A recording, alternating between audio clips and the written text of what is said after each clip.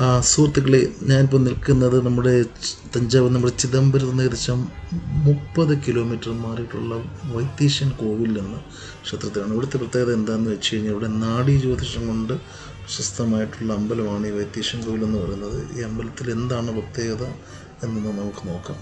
Okay, വാ. പ്രിയപ്പെട്ട പ്രേക്ഷകരെ, ഹലോ വിത്ത് അനൂപിലെ ഇനിയൊരു ട്രാവൽ വീഡിയോയിലേക്ക് നിങ്ങളെ ഞാൻ ക്ഷണിക്കുകയാണ്. കഴിഞ്ഞ എപ്പിസോഡിൽ ചിദംബരത്തെ പ്രശസ്തമായ തില്ലൈ നടരാജ ക്ഷേത്രത്തിലെ ദർശനം കഴിഞ്ഞ് ഞാൻ പോയത് നാഡീജ്യോതിഷത്തിനും രോഗമോചനത്തിനും പേരുകെട്ട ആയിരക്കണക്കിന് വർഷങ്ങൾ പഴക്കമുള്ള നാഗപട്ടണം എന്ന ജില്ലയിലെ തമിഴ്നാട്ടിലെ പ്രശസ്തമായ വൈത്തീശ്വരൻ കോവിലിലേക്കാണ്.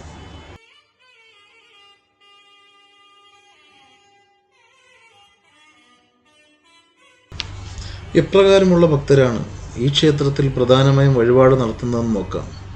രോഗങ്ങളിൽ നിന്ന് മോചനം നേടുന്നവർ, ക്യാൻസർ, കുഷ്ഠം തുടങ്ങിയ ഗുരുതരമായ അവസ്ഥകളുമായി മല്ലിടുന്നവർ, ശസ്ത്രക്രിയയ്ക്ക് വിധേയരാവാൻ പോകുന്നവർ, ചൊവ്വാദോഷത്തെ തുടർന്ന് മാനസിക ക്ലേശം അനുഭവിക്കുന്ന ആളുകൾ, വിവാഹത്തിൽ നിന്ന് തടസ്സം നേരിടുന്നവർ, ഇവരൊക്കെയാണ് വൈത്തീശ്വരനെ കാണാൻ വരുന്നത്. വൈത്തീശ്വരൻ എന്നാൽ ഗോഡ് ഓഫ് ഹീലിംഗ്. ഈശ്വരൻ ഇവിടെ വൈദ്യനാണ്, ദിവ്യവൈദ്യനായ സാക്ഷാൽ പരമശിവൻ. ചിദംബരത്തു നിന്നും പുറപ്പെട്ട ഞങ്ങൾ ഏകദേശം 10 മണിയോടെ ക്ഷേത്രത്തിലെത്താറായി. കാവേരി നദിയുടെ അടുത്ത് സ്ഥിതി ചെയ്യുന്ന ഈ ക്ഷേത്രത്തെപ്പറ്റി കുറേയേറെ ഐതിഹ്യങ്ങളുണ്ട്. ഇതിൽ ദേവനായ കുജൻ അഥവാ ചൊവ്വ അഥവാ അങ്കാരകൻ കുഷ്ഠരോഗിയായിരുന്നുവെന്നും ഭഗവാൻ വൈദ്യനാഥസ്വാമിയാൽ സുഖം പ്രാപിച്ചുവെന്നുമാണ് ഒരു ഐതിഹ്യം. മറ്റൊന്ന് രാമായണവുമായി ബന്ധപ്പെട്ടതാണ്. ശ്രീരാമനും ലക്ഷ്മണനും പക്ഷിരാജനായ ജടായുവിൻ്റെ അന്ത്യകർമ്മങ്ങൾ ചെയ്തത് ഈ ക്ഷേത്രത്തിലാണെന്ന് പറയപ്പെടുന്നു. ഭഗവാൻ വിഷ്ണുവിൻ്റെ വാഹനമായ ഗരുഡൻ്റെ അനന്തരവനായിരുന്നു ജടായു. രാമൻ്റെ പിതാവായ ദശരഥൻ്റെ സുഹൃത്തായിരുന്നു ജടായു.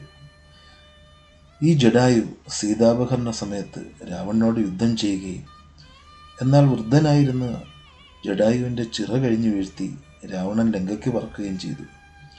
മരണാസന്നനായി കിടന്ന ജടായുവിനെ രാമലക്ഷ്മണന്മാർ കണ്ടെത്തുകയും രാവണനെക്കുറിച്ചുള്ള സൂചന ജടായു രാമലക്ഷ്മണന്മാർക്ക് പകർന്നു നൽകുകയും തുടർന്ന് വീരമൃത്യു വരിക്കുകയും ചെയ്തു. ജടായുവിൻ്റെ ശവസംസ്കാരം ചെയ്ത സ്ഥലം വൈത്തീശ്വരൻ കോവിലിൻ്റെ ഭാഗമായ ജടായുകുണ്ടം എന്ന കുളമായി മാറുകയും ചെയ്തു. ഇതിലെ വിരോധാഭാസം എന്തെന്നാൽ കൊല്ലം ജില്ലയിലെ ചടയമംഗലത്തും ഒരു ജടായുപ്പാറയുണ്ട്. ഇപ്പോൾ ടൂറിസ്റ്റ് കേന്ദ്രമായ ഇവിടവും ജടായു ചിറകരിഞ്ഞു വീണ സ്ഥലമായി പ്രചരിക്കുന്നുണ്ട്.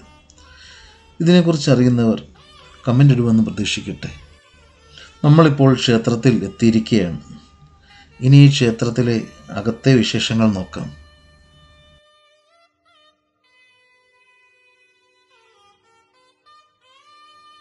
വൈത്തീശ്വരൻ കോവിൽ നിരവധി ഗോപുരങ്ങളുള്ള ഒരു വിശാലമായ ക്ഷേത്രമാണ്.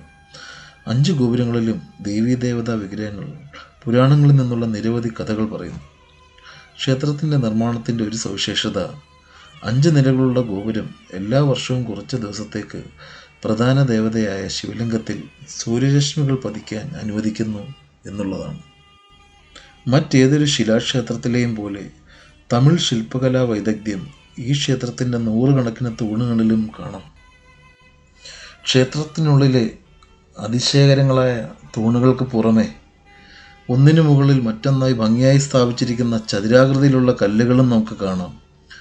വ്യത്യസ്തങ്ങളായ നിരവധി ദേവതകൾ നിരന്നു നിൽക്കുന്ന വേദികൾ, ഭക്തിയും വിസ്മയും ഉണർത്തുന്ന വഴികളിലൂടെ വെളിച്ചം ഒഴുകി വരുന്നതും കാണാം. യന്ത്രങ്ങളുടെ സഹായമില്ലാതെ വെറും കൈകൾ കൊണ്ട് കടഞ്ഞെടുത്ത അത്ഭുത ലോകം. അടുത്തതായി കാണേണ്ട പ്രധാന കാര്യം വഴുക്കലുള്ള പടവുകളുള്ള വിശാലമായ ക്ഷേത്രക്കുളമാണ്. ഇവിടെ 18 തീർത്ഥക്കുളങ്ങളുണ്ട്. വൈത്തീശ്വരൻ്റെ ധർമ്മപത്നിയായ തൈലനായകി അമ്പാളിൻ്റെ ശ്രീകോവിലിന് എതിർവശത്തുള്ള സിദ്ധാമൃതം കുളമാണ് ഏറ്റവും പ്രധാനപ്പെട്ടത്.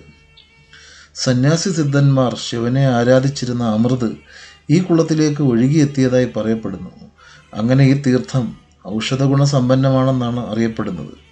കൂടാതെ കാമധേനുവിൻ്റെ പാൽ ശിവലിംഗ അഭിഷേകത്തിന് ശേഷം ഈ കുളത്തിലേക്ക് ഒഴുകിയെത്തിയതിനാൽ ഇത് ഗോക്ഷീര തീർത്ഥം എന്നും അറിയപ്പെടുന്നു.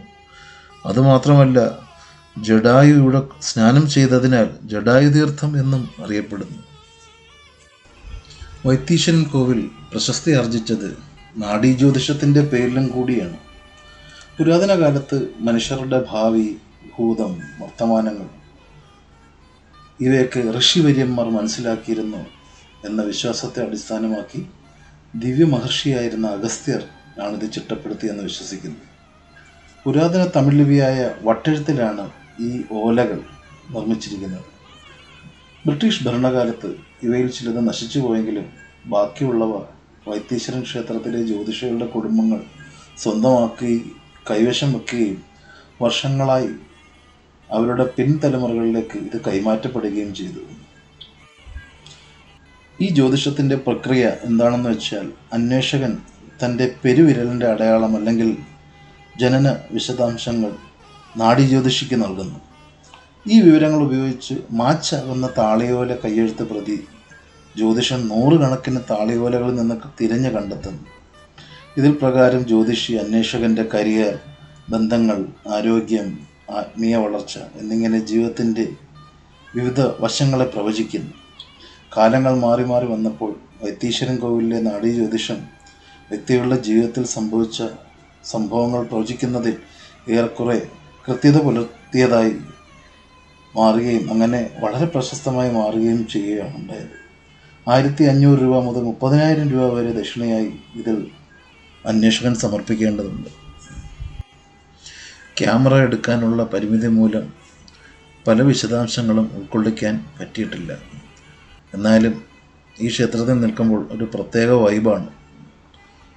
എനിക്ക് സമയക്കുറവുണ്ട്, വീണ്ടും എനിക്ക് യാത്രയാവേണ്ടതുണ്ടായിരുന്നു.